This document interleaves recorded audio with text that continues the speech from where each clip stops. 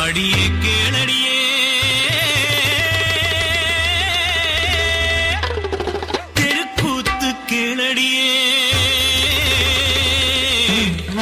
ബലരാമകൃഷ്ണന്മാർ ദേഹം വെടിഞ്ഞതും യാദവകുലം മുച്ചൂടും നശിച്ചതും കേളടിയേ കേളടിയേ ദിന ദിന ദിന ദിൻ ദിന ദിന ദിന ദിന ദിന ദിന ദിൻ ദിന ദിന ദിൻ ദിന ദിന ദിൻ ദിന ദിന ദിനക ദിനക ദിനക ദിനക ധാം മുസലോ പപാത്ത എന്ന് തെരിയാതാ ഒലക്ക ഇരുമ്പൊലക്ക വീണത്രേ. മഹാഭാരത യുദ്ധം കഴിഞ്ഞു, കാലം 36 തികഞ്ഞു.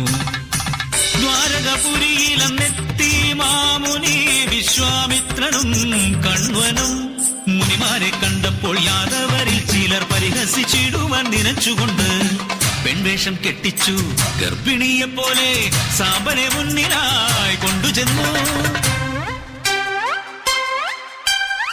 ചൊന്നാലും മുനിമാരെ പൂർണ്ണ ഗർഭിണിയാകും ഇവളുടെ സന്തതി ആണോ പെണ്ണോ?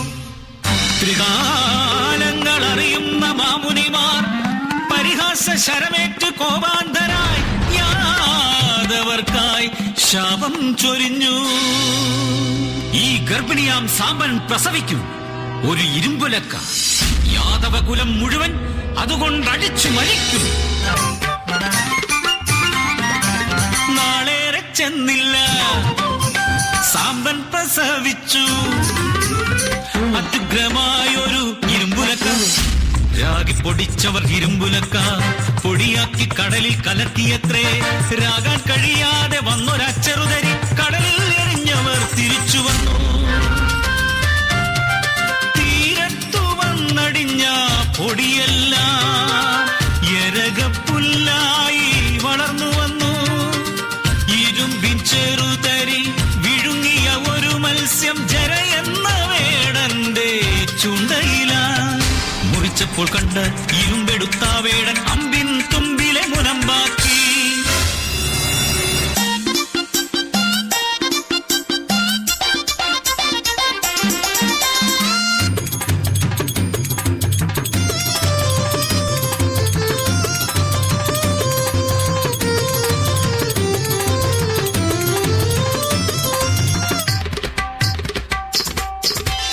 ആട്ടമായി പാട്ടുമായി കൂത്തുമായി മദ്യപിച്ചു മത്തരായി യാദവന്മാർ. പലതും പറഞ്ഞു വഴക്കടിച്ചു വേഗം തമ്മിൽ തമ്മിൽ കൊല്ലാനൊരുങ്ങി. ആയുധമില്ലാതെ വന്ന നേരം ക്ഷണം എരകപ്പുല്ലവർ പറിച്ചെടുത്തു. കഷ്ടം മഹാകഷ്ടം, മാറുന്നു പുല്ലത് ഉലക്കയായി. ആഞ്ഞടിച്ചു പരസ്പരം കൊന്നുവീഴ്ത്തി. യാദവകുലം തമ്മിൽ തമ്മിൽ തല്ലി മരിച്ചു. ഏകനായി കൃഷ്ണൻ കാട്ടിലലയവേ ഇരയെന്നു കരുതി ജരയെന്ന വേടൻ ഇരുമ്പിൻ മുന വെച്ചൊരമ്പെയ്തു കണ്ണനെ. ആ കഷ്ടം ഭഗവാനും മരിച്ചു വീണു. പിന്നെ വാനിലേക്കുയർന്നു ലക്ഷ്മിയുമാ. ஐயா அம்மா அத்தா புரிஞ்சுதா? அதுக்கப்புறம் ദ്വാരകപുരിയെല്ലാം കടലിലാണ്ടു പോയി. യാദവരെല്ലാം നശിച്ചു പോയി. ദിന്ത തക്കിട്ട് തനക്ക് തക്കിട്ട് തനക്ക് തക്കിട്ട് തനക്ക് തക്കിട്ട് ദിന്ത ദിന്ത ദിന്ത.